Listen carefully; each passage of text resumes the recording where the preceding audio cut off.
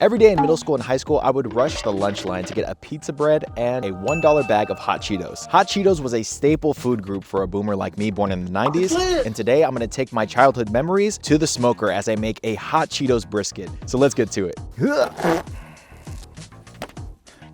Okay, so as you can see, I have my brisket here and it is already trimmed and sliced in half. So if you didn't watch my last video, then you don't know that this is actually the other half of the brisket that I cooked last week. So if you haven't seen that video, make sure to watch it after this one. So if you needed the reminder, this is a Hot Cheetos brisket. So in order to make this a Hot Cheetos brisket, I'm gonna be using some Hot Cheeto seasoning as the rub. So I got the recipe for this rub from Mystical Kitchen. He had a YouTube short out and I watched it, took down the ingredients and I made my own. However, my rub is missing one key ingredient, which is the red dye 40. On Amazon, it was like super expensive. So I was like, there's no possible way I'm gonna buy this. So to save money, I'm gonna use red food coloring on this brisket as a binder and then put the seasoning on after, and hopefully it'll have that signature red Hot Cheetos color. Matter of fact, I kind of want to try this. Oh man, it is hot. I have no idea how this is gonna taste on a brisket. So red food coloring dye going on. How much is too much? Wow, that is gorgeous.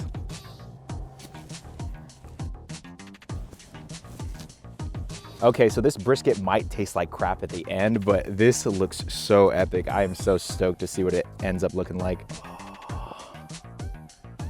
Wow. Time for the Hot Cheeto powder.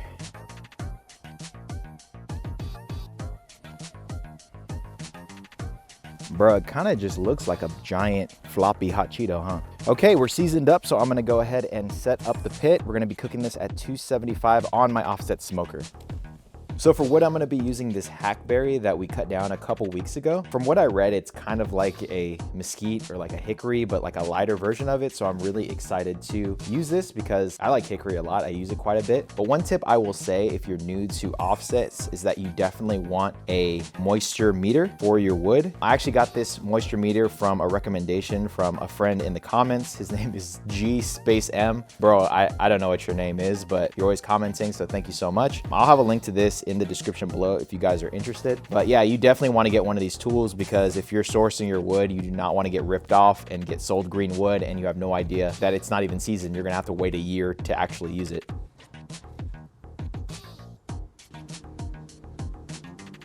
Okay, pit's ready, so I'm gonna go ahead and put this Hot Cheetos brisket on.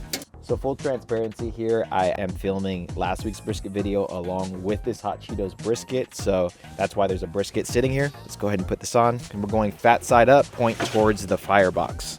Oh man, this is a mess. Okay. So I'm gonna keep that Hot Cheetos briskets running for a few hours, spray it if I need to, and then I'll check back in when it's time to wrap. Wow, this is looking really nice. So it's been about 3.5 hours. And as you can see, brisket is temping at about 175. I think enough moisture has come out of the brisket. I am not in danger of a lot of moisture pooling at the bottom and washing off that beautiful red bark. So I'm gonna go ahead and pull this thing off, put it in our chud boat because I wanna keep developing this bark on top and also hyperdrive the cook at the bottom so we can be done before I run out of light. All right, I think I have like way too much foil to do this, but it's okay. I'll just bunch it up. All right, and there's our boat.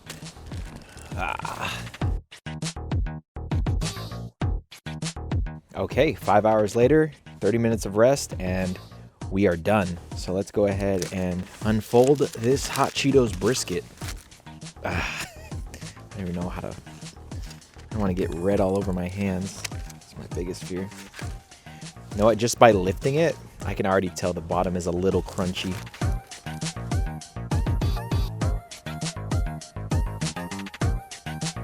Time to slice this up. First piece.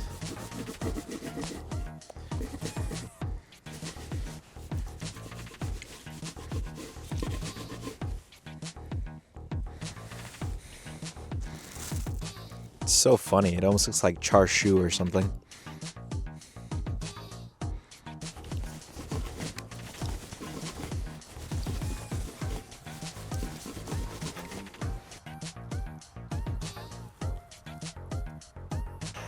Shawty got lean to it. Okay, how are we gonna cut this?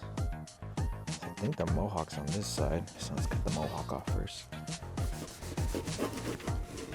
And we can basically cut this little piece off. Got some meat there.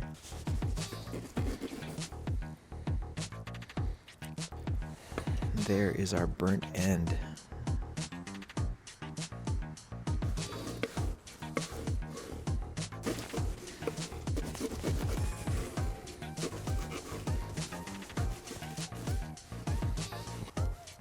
Oh my gosh, so crunchy.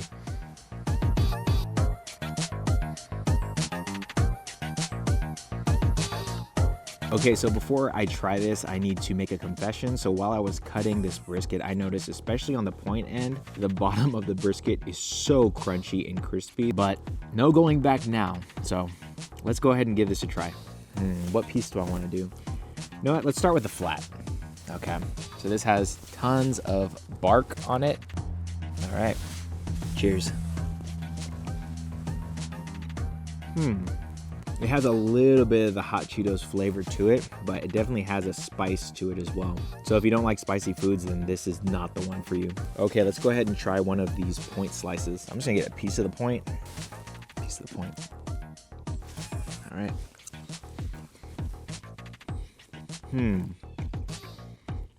Not unpleasant, but a lot more chew than I like when I'm eating the point side of the brisket. I think I needed to put this brisket on a little bit longer. Another thing I'm noticing is on the last brisket, and especially with this one, I do not taste much smoke flavor at all. I think it's because it only took about 5 hours to cook, so there wasn't a lot of time for it to absorb smoke flavor. But on top of that, I don't know, maybe because the food dye is very sticky, it kind of like prevented the smoke from penetrating. I honestly don't know. Yeah, let's go ahead and try one of these burnt ends. Okay, final piece. Here goes.